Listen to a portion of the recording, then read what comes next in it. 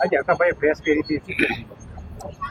હકાભાઈએ જે બ્લેમ કર્યો છે એવા બ્લેમ તો આ આંદોલનને તોડવા માટેના અનેક આવવાના છે. કારણ કે છેલ્લા 10 દિવસથી અનિયન ચહેરાઓ, માફિયાઓ ભારતીય જનતા પાર્ટી દ્વારા આ આંદોલનને તોડવા માટે, વીખવા માટે ઉતારી દીધા છે. કરોડો રૂપિયાની લાલચો આપવામાં આવે છે. મને પણ અનેક ઓફરો અનિયન ચહેરા દ્વારા કરવામાં આવી છે. પહેલાં 2-5 કરોડથી ચાલુ થઈ હતી, આજે 20-25 કરોડ સુધી પહોંચી છે.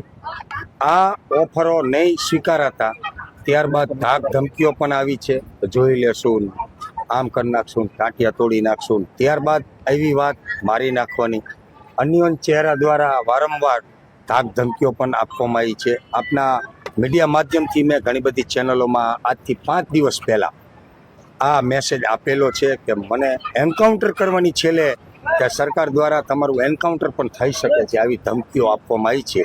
એટલે આજે ગુજરાતના તમામ ખેડૂતોનું જે સમર્થન મળી રહ્યું છે, સરકારશ્રીમાં પ્રેશર થયું છે અને કાલે જ કેબિનેટમાં આની ચર્ચા થઈ છે અને મૌખિક કાલે જ કૃષિ મંત્રીએ રજૂઆત કરી છે. એટલે ક્યાંક ને ક્યાંક સરકાર આ ઉપવાસ છાવણીથી, કિસાન આંદોલનથી દબાણી છે અને દેવા માટે મજબૂર થઈ છે.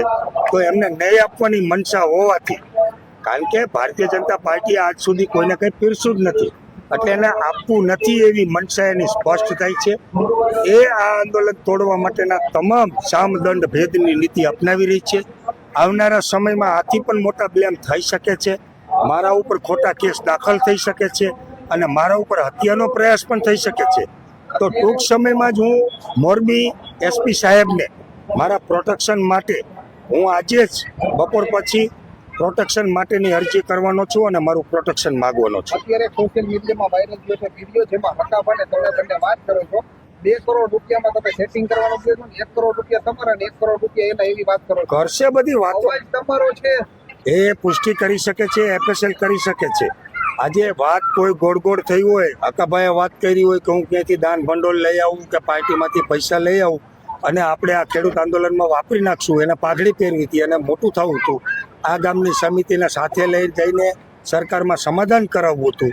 તો આ સમિતિની માગણીઓ હતી કે ભાઈ અમારી 3 માગણીઓ છે. હકાભાને પણ કીધું કે આ 3 માગણીઓ તમે લેખિતમાં લઈ આવો. પણ બોલાવ્યા હતા કોણે? હકાભાને ડાયરો કરવા બોલાયા હતા, મેં જ બોલાયા હતા. પણ હકાભાને આક્ષેપ કરો કે અત્યારે ઓડિયો છે જેમાં તમે કહો છો કે 1 કરોડ તમારા ને 1 કરોડ મારા, એ વાતનું શું કહેશો? વાત હું એ જ કરું છું કે હકાભાને ડાયરો કરવા માટે આમંત્રણ મેં આપ્યું હતું, એ ડાયરો કરવા માટે આપ્યું હતું. હકાભાઈએ સ્વૈચ્છિક સમર્થન જાહેર કર્યું છે. અમે કોઈએ નથી કીધું કે તમે અમને સમર્થન આપો. હકાભા રંગમાં આવી ગયા, પબ્લિક જોઈ અને એને જાહેરાત કરી કે મારું ખેડૂતોને સમર્થન છે.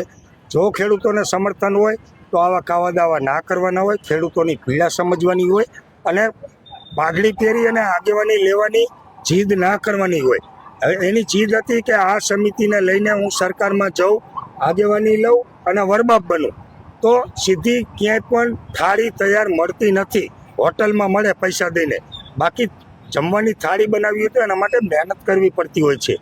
એટલે હકાભાના જે બ્લેમ છે એ એની જગ્યાએ છે ને એથી મોટા બ્લેમ હજી આવશે આ આંદોલનને તોડવા માટેના. ઓડિયો માટે તમે શું કહેશો? એ એફએસએલ કરી શકે છે, એફએસએલ કરી શકે છે, કેસ કરી શકે છે.